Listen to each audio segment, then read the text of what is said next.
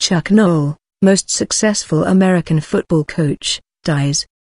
The most successful American football coach of all time, Chuck Noll, has died at the age of 82.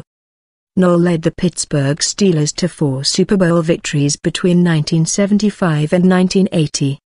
Local media reported that he died of natural causes at his home in Sewickley, Pennsylvania. He had a reputation as a meticulous coach, and his team achieved renown for their defense, or the Steel Curtain as it became known.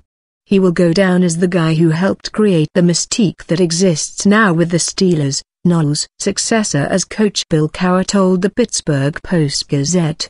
A former linebacker with the team, Andy Russell, told the paper, "He'd tell us life is a journey and you never arrive. He was always telling us at some point to find our life's pursuit. I love the guy. He was a tremendous mentor in my life." Success was never a destination for Chuck Noll. It was not a road that had an ending, rather always a new beginning.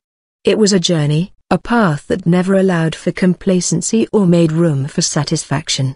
Along the way, the lesson he instructed was always the same, whether it was life or football: getting to the top is not nearly as difficult as staying there. No head coach in National Football League history has ever enjoyed as much success as Charles Henry Noll, the only coach to win 4 Super Bowl trophies.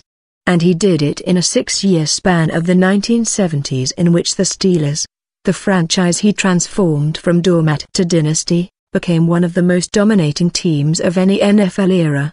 Mr. Noll died in his sleep Friday night from natural causes in his Sewickley home, leaving behind a legion of admirers that include former players, coaches and thousands of black and gold worshippers. He was 82 and had been in ill health for a number of years with Alzheimer's disease, a heart condition and back problems. He will go down as the guy who helped create the mystique that exists now with the Steelers, said former coach Bill Cowher, who replaced Mr. Noll in 1992 and accumulated 161 victories and 1 Super Bowl title in 15 seasons with the Steelers, second only to Mr. Noll's 209 victories in 23 seasons. Indeed, the late broadcaster Myron Cope once dubbed him the Emperor, the leader of what eventually would morph into Steelers Nation. And his professional journey eventually landed him in the Pro Football Hall of Fame, alongside 9 of the players he coached during their Super Bowl halcyon days.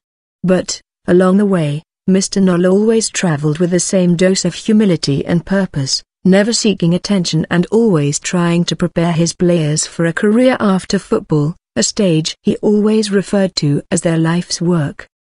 He had a really interesting perspective on life, said former linebacker Andy Russell, who was in his 4th NFL season when Mr. Noll became head coach in 1969. He'd tell us life is a journey and you never arrive. He was always telling us at some point to find our life's pursuit. I love the guy. He was a tremendous mentor in my life.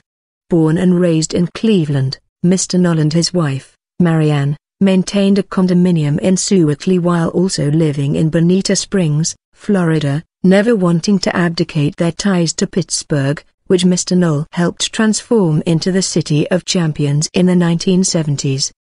He had a great curiosity about things totally unrelated to football or sports, said former Steelers publicist Joe Gordon, who has remained one of Mr. Noll's closest friends. He has an amazing appetite for knowledge.